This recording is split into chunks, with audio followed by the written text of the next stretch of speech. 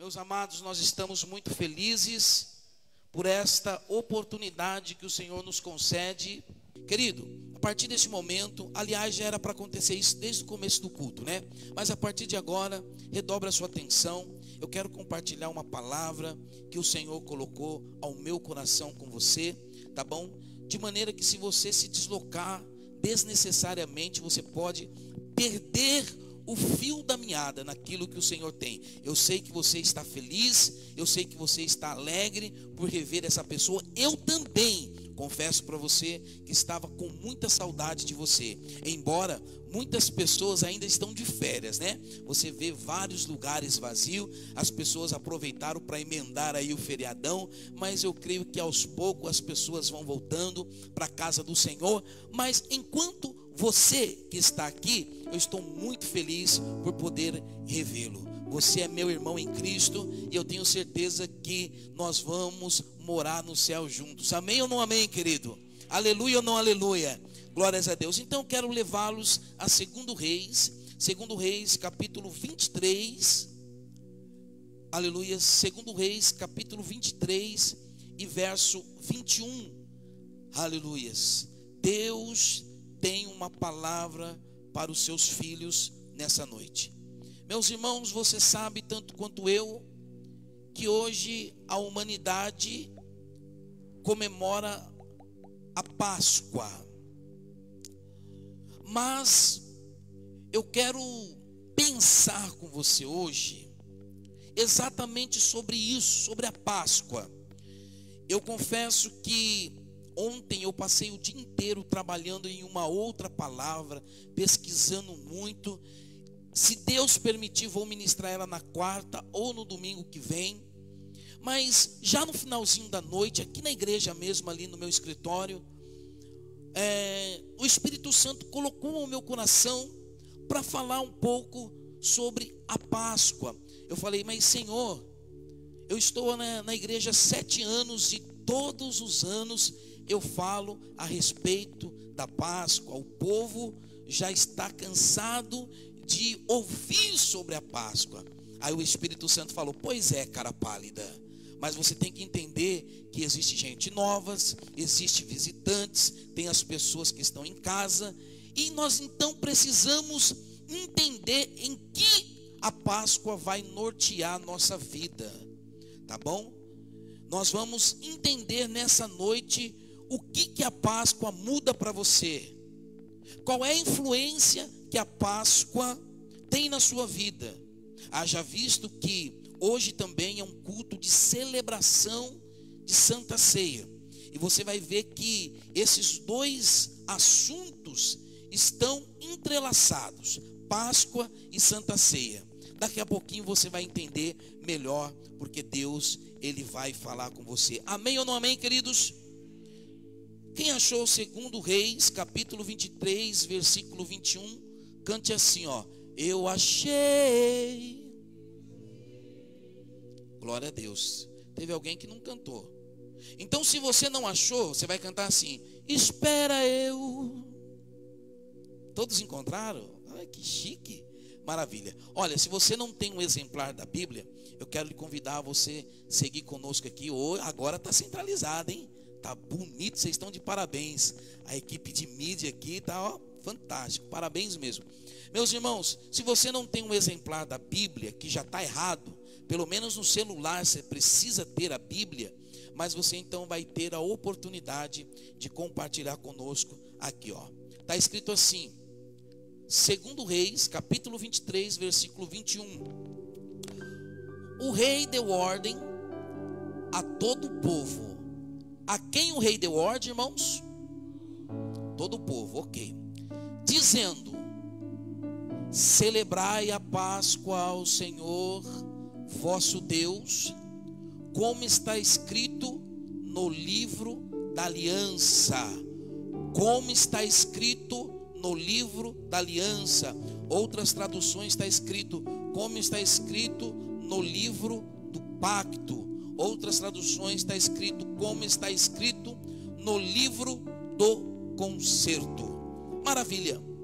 Meus irmãos, eu quero começar a pensar com você que a Páscoa nós a encontramos em toda a Bíblia. Quando nós olhamos para o Antigo Testamento, nós vemos Páscoa. E quando nós olhamos para o Novo Testamento, nós também vemos Páscoa. Para os que são mais leigos em Bíblia, pastor, o que é Antigo Testamento? Antigo Testamento é do livro de Gênesis até o livro de Malaquias, que nós consideramos o tempo da lei. E o Novo Testamento é do Mateus até Apocalipse, que é o tempo da graça.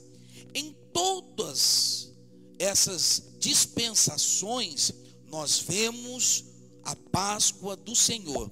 Então eu quero falar com você um pouquinho sobre a Páscoa no Antigo Testamento, e eu quero falar um pouco com você também na Páscoa no Novo Testamento. Escute, preste atenção, redobra aí a sua atenção. Quando nós falamos em Páscoa no Antigo Testamento, nós temos uma seguinte conotação de significância, ou seja, o Antigo Testamento vai trazer o significado da Páscoa. O Novo Testamento já vai nos trazer o sentido da Páscoa.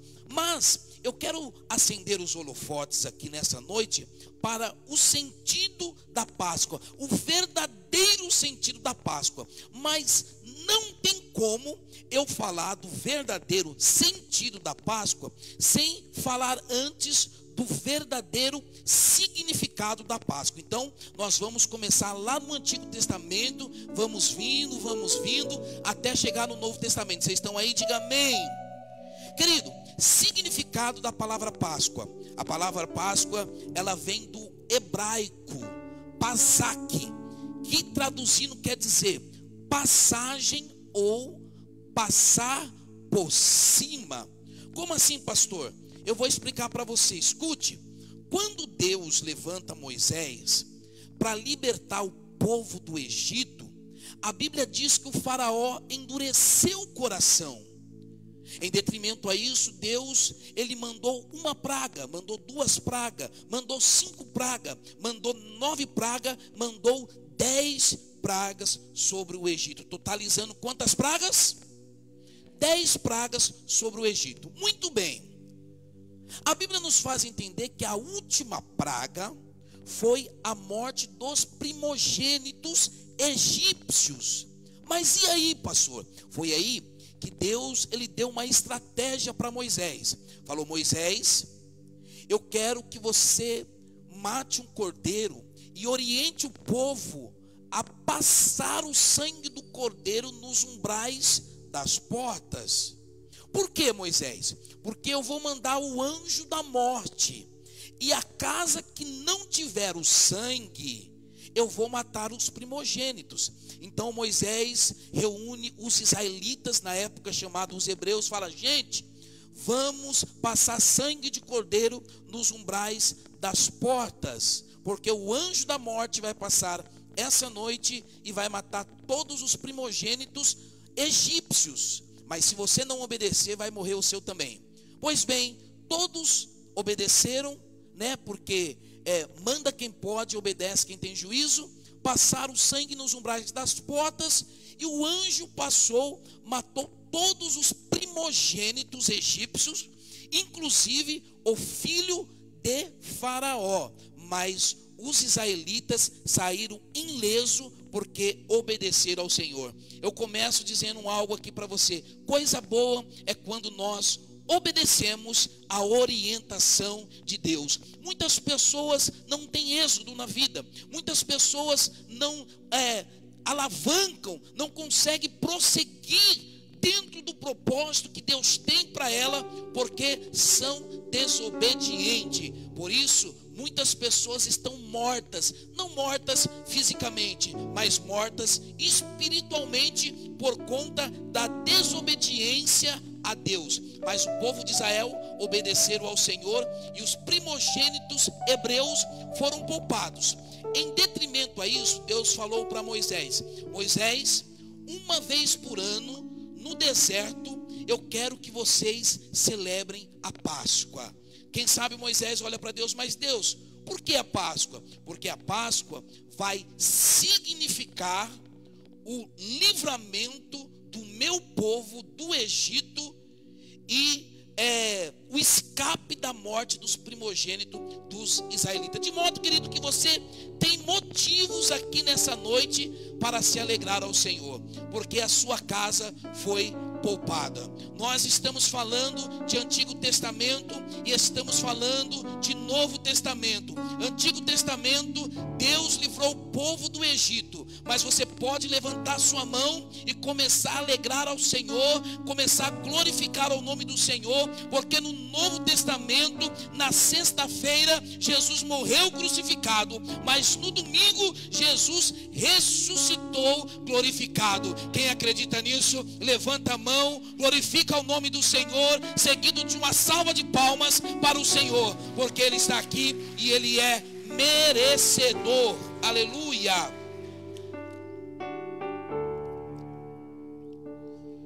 Muito bem, queridos.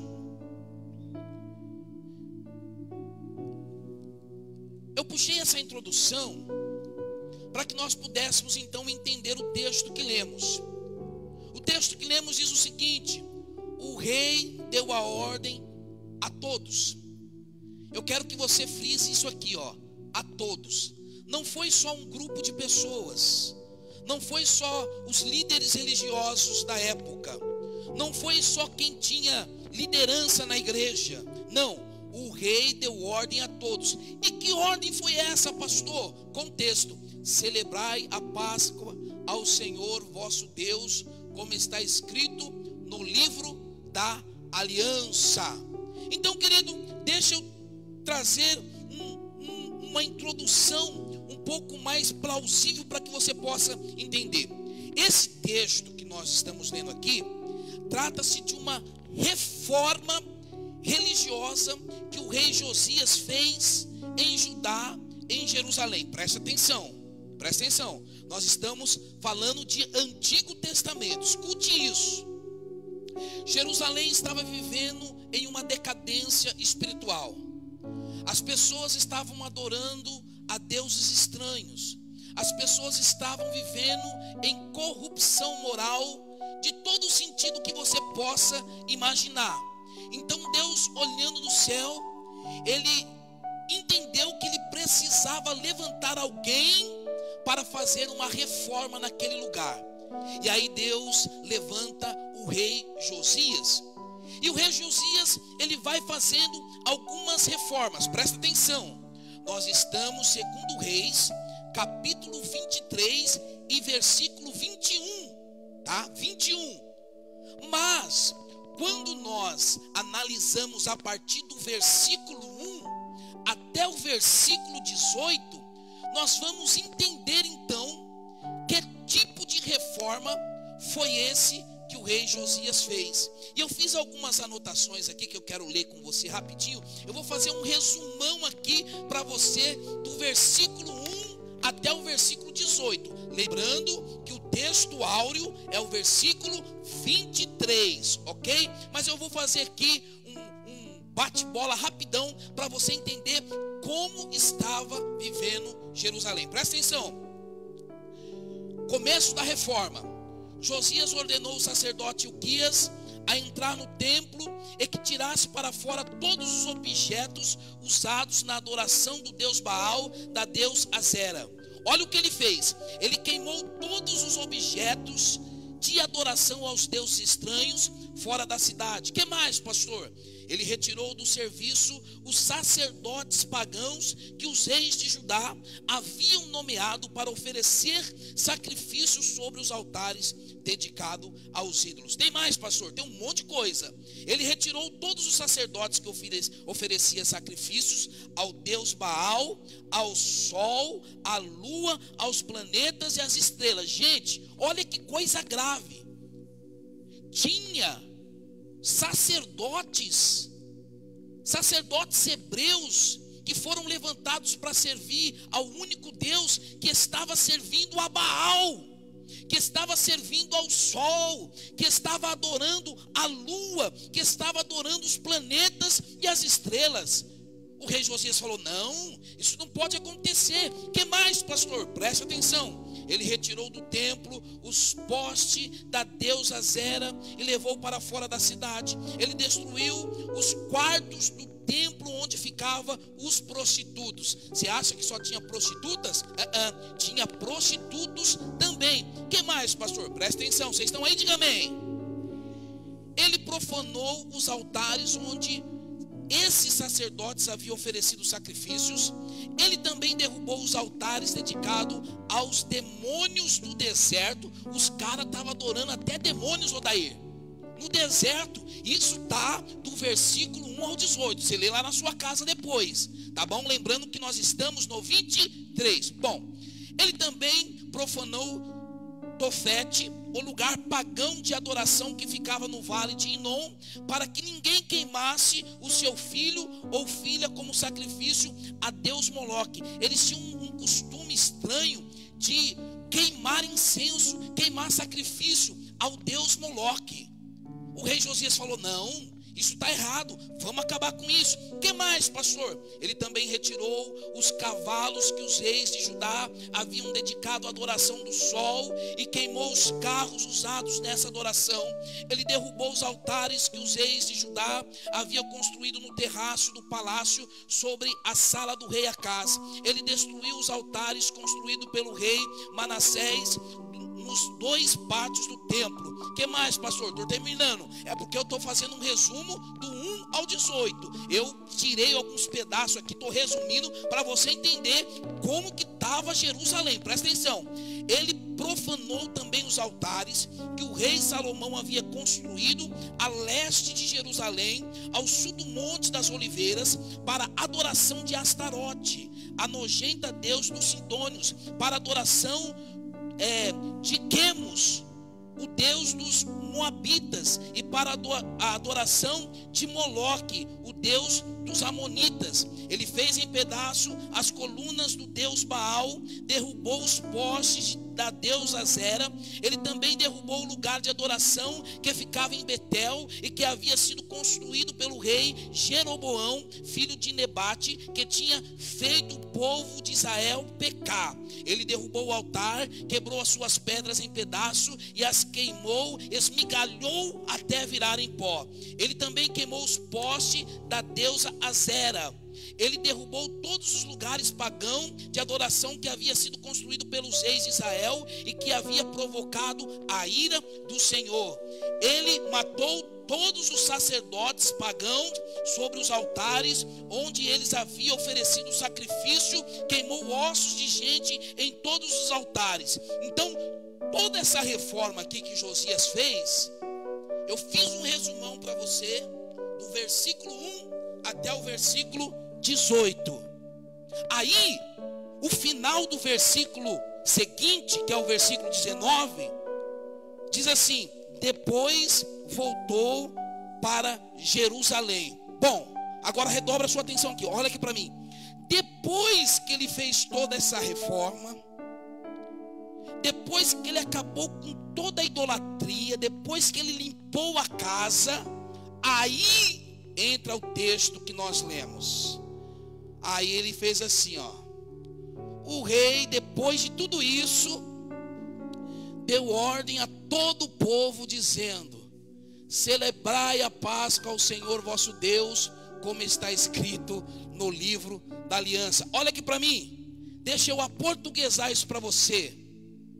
O rei está dizendo assim: gente, agora que nós limpamos a casa, agora que nós derrubamos o poste ídolos, agora que nós matamos os sacerdotes pagãos, aqueles camaradas foram levantados para adorar o único Deus, mas eles começaram a adorar o sol, a lua, a estrela e os planetas. Agora que Jerusalém e Judá está limpa, agora nós estamos prontos para celebrar a Páscoa ao Senhor. Oh, aleluias! Enquanto eu estava pregando isso de manhã, o Senhor me deu algo incrível que eu falei: muito obrigado, Senhor. O que, pastor, que Deus lhe deu? Deus falou assim para mim: filho, fala para a minha igreja que não tem como celebrar a Páscoa com a casa suja. Não tem como celebrar a Páscoa com o templo sujo. Deixa eu dizer uma coisa para você. Tem muita gente que a adoração não está passando do teto. Por quê, pastor? Porque louva com os lábios, mas o coração está sujo. Louva com a boca, mas a vida tem sido uma vida de transgressão e de pecado perante o Senhor. Aí o Senhor te trouxe aqui, depois de 15 dias de folga. O pastor não está bravo não, mas o pastor é pastor e precisa te levar a um lugar seguro. O Deus te trouxe aqui para lhe dizer: olha, eu preciso que você celebre a Páscoa. Eu preciso que você celebre a morte e a ressurreição de Cristo. Mas é preciso antes disso fazer uma check-up, ver se não precisa fazer uma faxina aí no seu templo. Pastor, como assim? Eu fiquei sabendo que as irmãs vieram aqui ontem no sábado e fizeram uma faxina tremenda. Sim, aliás, muito obrigado às irmãs que vieram aqui e limparam a igreja com todo carinho e amor. Mas eu não estou falando desse templo físico, e sim do seu corpo, porque a Bíblia diz que o nosso corpo é templo do Espírito Santo. E se tiver alguma coisa errada dentro de você, se tiver alguma coisa que esteja impedindo de o Deus de Israel, o Deus Todo-Poderoso, ser adorado, a sua adoração, você pode clamar, você pode gritar, mas me permita dizer, a sua adoração não passará desse teto. Por quê? Porque não tem como celebrar a Páscoa junto com idolatria, não tem como celebrar a Páscoa junto com imoralidade, não tem como celebrar a Páscoa junto com pornografia, não tem como celebrar a Páscoa junto com piadas imorais, não tem como celebrar a Páscoa, não tem como louvar ao nome do Senhor. Aí Deus te trouxe aqui nessa noite para lhe dizer: ei, eu estou fazendo uma convocação. Esse rei aqui, vamos espiritualizar, vamos deixar um pouco o rei Josias de lado e vamos ouvir o nosso rei, o rei dos reis, Senhor do Senhor. Ele está dizendo assim, ó, o rei deu uma ordem. Olha aqui para mim, não é uma opção,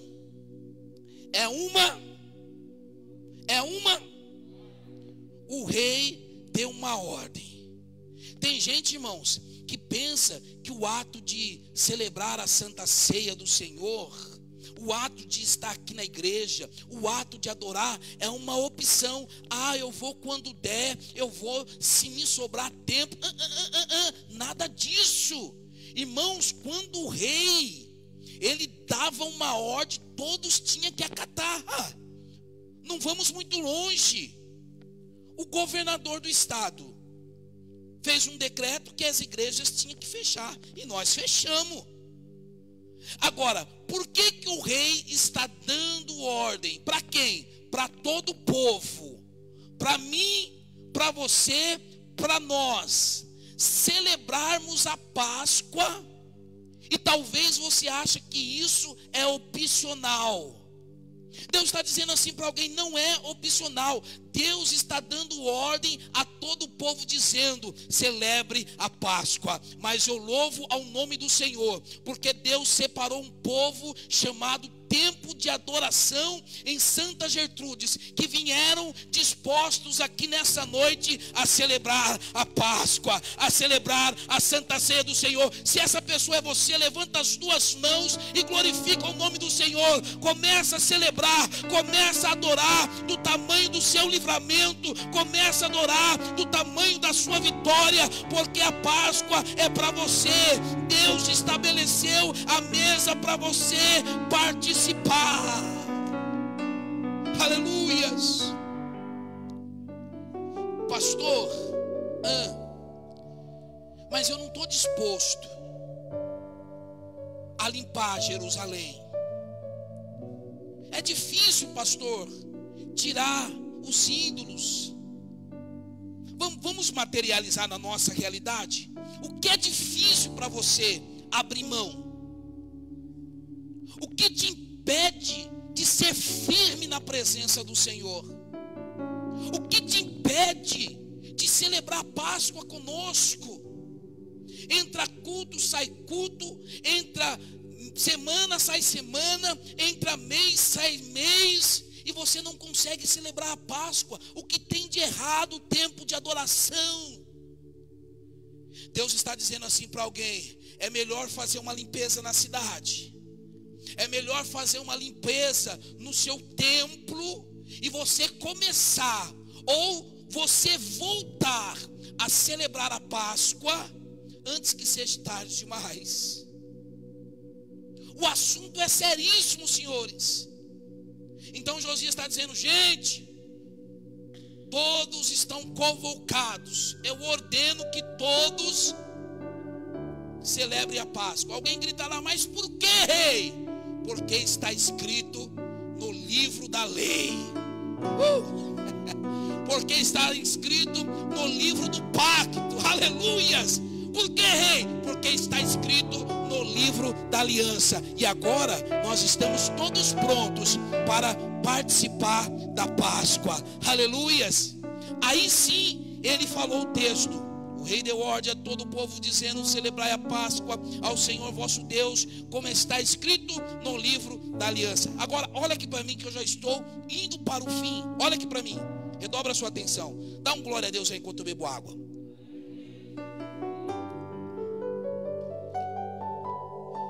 Dentro desse assunto, eu quero gastar os próximos 10 minutos com você, para que você possa entender o verdadeiro sentido da Páscoa.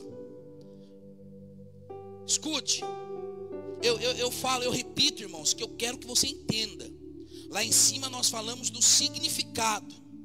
Significado é a palavra hebraica da Páscoa, que significa passak, que é passar por cima.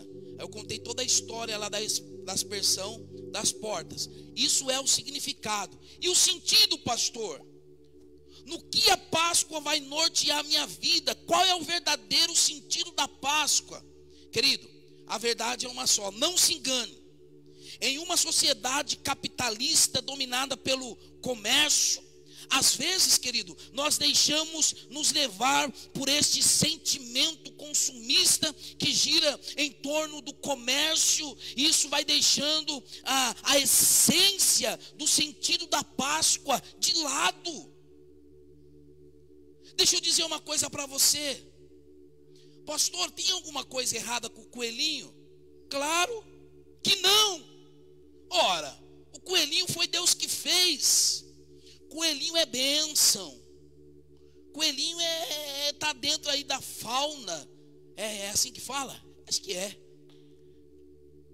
Coelho é bênção. Pastor, é pecado eu comer chocolate, ovo de Páscoa, patati, patatá? Claro que não, cara pálida. Não tem nada a ver você. O problema é você fazer do coelhinho a sua Páscoa. O problema é você fazer do chocolate a sua Páscoa. Porque acredite você ou não, tem gente que nessa data, bendito seja ovo de Páscoa, louvado seja coelhinho, oh maravilha de chocolate, vamos engordar, vamos. Irmãos, tem gente que idolatra o coelhinho. O problema não está no coelho, o problema está quem idolatra o coelho. O problema não está no chocolate, o problema está em quem consome o chocolate com segundas intenções. Escute, até hoje de manhã tinha 4 ovos de chocolate lá na minha casa. Agora eu acho que só tem 3. Um já foi embora. É por isso que eu ganhei umas gramas de ontem para hoje. Mas não fica triste não, que amanhã eu já perco essas gramas aqui, tá bom? Fica tranquilo que amanhã eu já volto a fitness. Amém ou não amém? A gente consome chocolate. Por quê? Essa época é que o pessoal faz. Então, a gente come. Minha esposa deu, os filhos e tal, a gente vai consumindo. Mas não é isso o sentido da Páscoa. Amados, este período da Páscoa é muito importante para a igreja e para a família. Entenda uma coisa: tempo de adoração é um tempo de reflexão, é um tempo de aprendizado sobre o plano de Deus para a humanidade. É um período que devemos aproveitar para anunciar a morte de Jesus Cristo, mas também a ressurreição. Jesus, ele morreu na sexta, mas ele ressuscitou no domingo, dando o direito da salvação e da vida eterna. Você pode falar alguma palavra de elogio aí para ele nessa noite? Aleluia. Eu sinto a presença dele aqui nessa noite. Aleluias. Ele está aqui. Manuel, Jesus está aqui. Então, querido, qual é o verdadeiro sentido da Páscoa? Bom, eu quero aqui trocar tudo isso que eu disse por miúdos, para a gente encerrar, ok? Quero falar para você aqui, baseado no conhecimento bíblico, o sentido da Páscoa. Você há de ouvir comigo e nós vamos embora abençoado. Bom, o que nós podemos concluir concernente o sentido da Páscoa? Escute: uma prova de amor de Deus. Ninguém tem maior amor do que este de Deus. Tem uma base bíblica, pastor? Sim. João 3,16 diz o seguinte, você já conhece o texto: porque Deus amou o mundo de uma tal maneira. Vocês não vão falar nada, não? Ah, irmão, vocês estão devagar demais, hein? Vocês estão em ritmo de igreja fechada ainda, hein? Pelo amor de Deus. É porque, será que é um texto clichê? Será que é porque é um texto que você sabe de cor e salteado? Mas, irmão, vamos prestar atenção na profundidade desse texto, querido. Isso aqui é uma coisa fantástica. Presta atenção nisso aqui, pelo amor de Deus. Porque Deus amou o mundo de tal maneira. Dá mais um aleluia desse aí, Daine. Aleluia. Tem eu e você aqui só, não é possível. Ô meu irmão, presta atenção. Quem faz parte do mundo aqui? Deixa eu ver. Tem algum extraterrestre aqui? Tem algum ET aqui? Não, né? Então você faz parte do mundo. Então, se você faz parte do mundo, olha o que Deus está dizendo para você: porque eu te amei de uma tal maneira. Aleluia. Mas pastor, o senhor não sabe o que eu fiz hoje à tarde. Não importa, Deus te amou de uma tal maneira. Pastor, mas o senhor não sabe do que a minha esposa me xingou ontem à noite. Não importa, Deus te amou de uma tal maneira que deu o seu Filho unigênito, para que todo aquele que nele crê não pereça, mas tenha a vida eterna. Deixa eu liberar uma palavra de vitória para a tua vida. Levanta a mão aí que eu quero liberar uma palavra de vitória para a tua vida. Ei, Deus te amou tanto, Deus te amou tanto, que a única coisa que você precisa fazer nessa noite é crer nele. E se você crer nele, você não vai perecer, a sua família não vai perecer, mas você vai ser participante da salvação e da vida eterna. Glorifique do tamanho da sua vitória. Vai. Aleluias. Eu acho interessante que as grandes produções de Hollywood, eles lançam grandes super-heróis, né? Mas são tudo super-heróis fictícios. Mas Jesus é o herói verdadeiro. Por quê? Porque ele se entregou para você. Ele entregou a vida de uma forma voluntária, para que você pudesse estar aqui hoje. Olha que interessante, olha aqui para mim, estou terminando com você. Sabe qual era o poder de Jesus?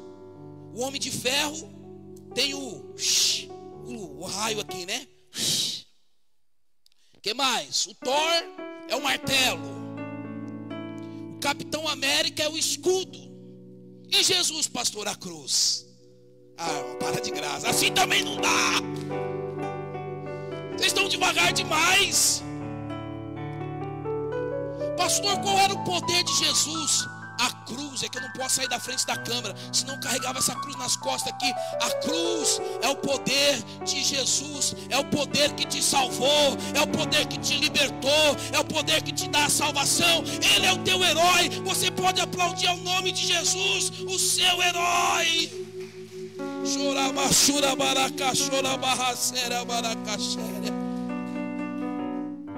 Ele morreu de braços abertos para receber você, para receber a mim. Isso é uma coisa fantástica. Pastor, o que é a Páscoa? É o amor de Deus para comigo e para com você. Conte para 3 pessoas aí, conte para 3 amiguinhos. Jesus te ama. Fala aí, Jesus te ama. Jesus te ama. Você na sua casa aí também. Fala para essa pessoa que está sentada aí no sofá. Acorda esse barrigudo que está roncando aí. Acorda ele, chacoalha ele e fala: Jesus te ama, rapaz. Glorifica o nome do Senhor.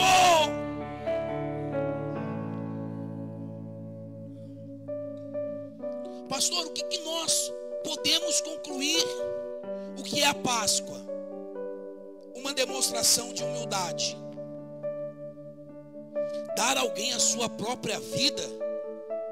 Existe alguém pregando por aí que os romanos mataram Jesus. Ele se entregou. Porque, vamos combinar, Jesus ele era 100% homem, mas ele também era 100% Deus. Amém, gente? Você acha que se Jesus quisesse, ele não fazia daquela cruz uma metralhadora e matava todo mundo? Mas ele falou assim: não, eu vou dar a minha vida pela Joyce, eu vou dar a minha vida pelo o Fabi, eu vou dar a minha vida pelo Deva, eu vou me entregar. Porque tem uma galera lá, vai ter lá no século 21, chamado tempo de adoração, que eles vão pecar.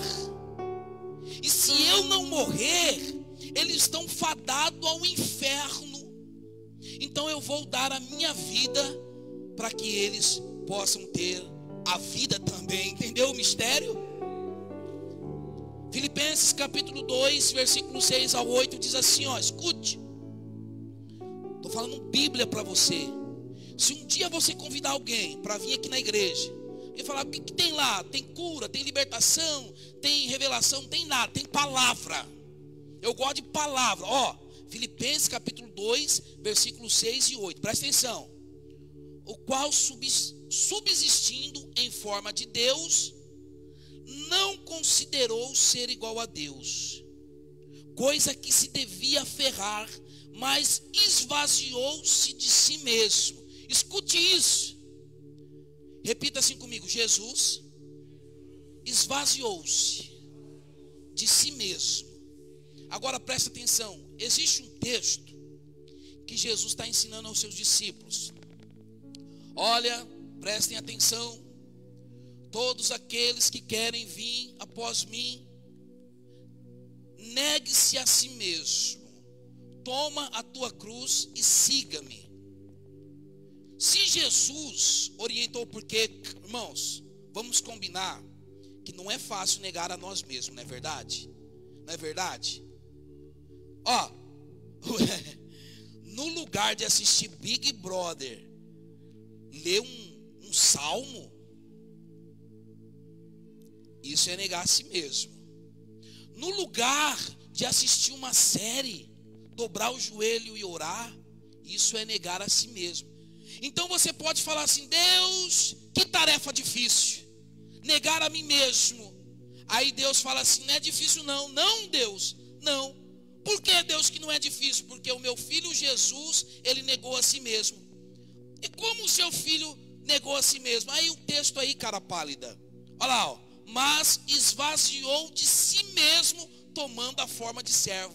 Ah, para de graça, irmão. Ó, ele era Deus, ele estava lá no céu, na eternidade. Aí ele esvaziou de toda a deidade, ele esvaziou de toda a sua glória. Ele estava negando a si mesmo e se fez em forma de servo, tornando-se semelhante aos homens, e achando da forma de homem, humilhou-se a si mesmo, tornando-se obediente até a morte, e morte de cruz. Pastor, o que é a Páscoa? Humildade. Eu já falei aqui, eu repeti, eu adoro falar isso. Tem gente, irmão, que não pode sair da Brasília e passar por Passat. Ninguém acha mais, agora eu tenho Passat. Quando eu tinha Brasília, aí eu dava carona para todo mundo. Agora eu tenho Passat, meu. Agora, para de graça. Acha que eu vou dar carona com o meu Passat?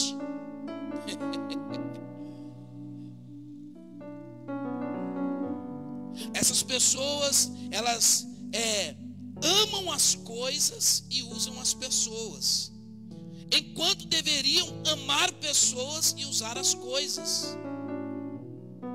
Aí a pessoa está orando lá, não sei porque eu estou mudando tudo aqui, está totalmente diferente de manhã.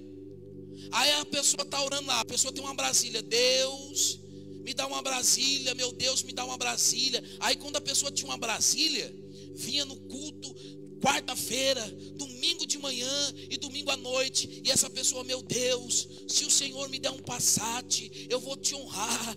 Meu Deus, se o Senhor me dá um Passat, eu vou dar carona para os irmãos. Aí Deus fala, tá bom, filho, toma o Passat. Aí a pessoa começa a pisar no irmãozinho, a pessoa começa a humilhar o irmãozinho. Aí, como Deus conhece o coração da pessoa, que o problema não é o carro, e sim o caráter da pessoa, essa pessoa está perdida. Antigamente estava indo para o inferno de Brasília, agora está indo para o inferno de Passat. Vocês estão aí? Diga amém. Então, querido, não é o que você tem, e sim o que você é. O que você tem se corrompe, mas quem você é tanto nessa vida quanto na vindoura. Posso ouvir um amém? Posso ouvir um glória a Deus? Vocês estão aí? Aleluia. Você pode aplaudir ao Senhor, querido? Estou terminando com você. Escute, Jesus, ele foi tão humilde que ele partiu o pão com seus discípulos. Antes dele partir, ele se despediu deles, avisou os discípulos sobre a sua morte, sobre a sua ressurreição. Ele lavou os pés dos discípulos como prova de amor e humildade. Escute isso, em todo tempo Jesus se colocou igual aos outros. E por que você quer ser diferente? Ele comia com as pessoas. Você sabe que lá em João 2 ele foi num casamento, ele pescou com seus amigos. E acredite vocês, o único momento que Jesus esteve acima de alguém foi quando ele subiu no madeiro, quando ele subiu na cruz, que ele morreu por mim e por você. Última coisa que nós podemos concluir: o que é a Páscoa? Pergunta para mim, o que, pastor? Um olhar de perdão para todo mundo. Escute, 1 João capítulo 2, versículo 1 e 2, e aqui a gente encerra. Esse texto eu adoro ele. Meus filhinhos, essas coisas vos escrevo para que não pequeis. Mas se alguém pecar, temos um advogado para com o Pai, Jesus Cristo justo. Ele é a propiciação pelos nossos pecados, e não somente pelos nossos, mas também pelo de todo mundo. Posso explicar esse texto para você? Prepara a canção. Não importa como você entrou aqui, não importa o grau de pecado que você entrou aqui. Deixa eu fazer uma pergunta para você. Você levanta a mão, por favor, se isso está acontecendo com você. Quantos estão respirando aqui? Deixa eu ver. Quantos estão respirando aqui? Ué, tem gente morta? Tem gente que não levantou a mão? Você é o que? Zumbi? É que tem gente que não gosta de interagir, né, irmão? Oh, meu Deus, me leva, Jesus. Escute, se você está respirando, isso significa que não importa Deus marcou essa noite para te dizer: olha, eu sou o seu advogado, e eu justifico os seus pecados perante o Pai. Pastor, para quem que é a Santa Ceia do Senhor? Para quem é batizado nas águas? Cadê o texto, gente? Cadê o texto? Cadê o texto? Oh, meu Deus. Eu vou repetir. Pastor, para quem que é a Santa Ceia? Para quem é batizado nas águas? Para quem é santo? Não. E para quem que é então? Leia comigo. Para. Irmão, você não vai falar nada não? Irmão, isso aqui é forte demais, irmão. Vou te dar Irmão, hoje você tem a oportunidade de arrumar a casa. Hoje você tem a oportunidade de se restabelecer diante do teu Deus. Então a Santa Ceia não é para você, santarrão. Escute isso aqui, ó. Na mesa da ceia de Jesus, na última Santa Ceia antes dele partir, quem estava lá? Judas. E o que o Judas fez, irmãos? Traiu Jesus. Jesus sabia que ele ia trair, sim ou não? Nem por isso Jesus falou: Judas, você não, filhão, você não pode participar da ceia. Quem mais estava lá? Tomé. O que Tomé fez? Ele duvidou, ele só acreditou quando ele tocou nas mãos de Jesus. Jesus falou: Tomé, você também não, filhão, você vai duvidar de mim. Quem estava mais lá? Pedro. O que Pedro fez? Negou Jesus 3 vezes. Nem por isso Jesus deixou ninguém fora da mesa. É por isso que eu falei pro Deva aqui outro dia: Deva, nós precisamos mudar isso aqui, porque antigamente a gente falava: olha, quem vai participar da ceia fica em pé, mas quem não vai participar senta. Irmão, não é para ninguém sentar, é para todo mundo participar. Mas pastor, o senhor não... Peça perdão, fale com Deus, arruma a casa hoje, porque o rei está ordenando a todo o povo a celebrar a Páscoa. Aleluias. Amém, gente. Escute. Jesus, ele é o seu advogado. Conte para o seu vizinho aí: Jesus é o seu advogado. A Bíblia diz assim, olha, escute pelo amor de Deus. Escute pelo amor de Deus. Todos aqueles que confessam e deixam é digno de misericórdia. Que você possa confessar para Deus hoje os seus pecados. Pastor, eu tenho que confessar os meus pecados para o Senhor? Não. Eu até que queria saber o seu pecadinho, viu? Eu queria, irmão, para depois sair fofocando. Mas eu não quero saber do seu pecado, não. Para quem, pastor, que eu devo contar o meu pecado? Para o padre? Também não. Para quem então, pastor? Para Deus. Porque foi Ele que fez o plano de redenção para você, meu filho. Então eu não preciso te chamar aqui na frente para você pedir perdão para mim, para você pedir perdão para a igreja. Você tem que pedir perdão para Deus e participar da Páscoa e celebrar da ceia do Senhor Jesus, porque Ele é o seu único amigo. Ele é o amigo das horas incertas. Quando todo mundo te abandonar, Ele vai estar lá para segurar a tua mão e dizer: filho, eu vim te socorrer. Mas prestai atenção por bondade. Isso é enquanto você está respirando, irmão. A oportunidade é enquanto você está respirando. Eu disse aqui de manhã, ontem nós perdemos um grande amigo. Aliás, nós temos perdido muita gente. Você sabe disso. Você também deve ter perdido muitas pessoas. E ontem nós perdemos um grande amigo, o apóstolo Josué Claudino Lopes, líder da igreja Cristo é a Libertação. Esteve comigo aqui um tempo atrás gravando um programa. Conversávamos. E eu estava lembrando ontem que ele tinha um sonho. O sonho dele era alcançar 1000 pessoas no YouTube. E esse dia ele postou um vídeo de agradecimento no conselho de pastores. Gente, obrigado.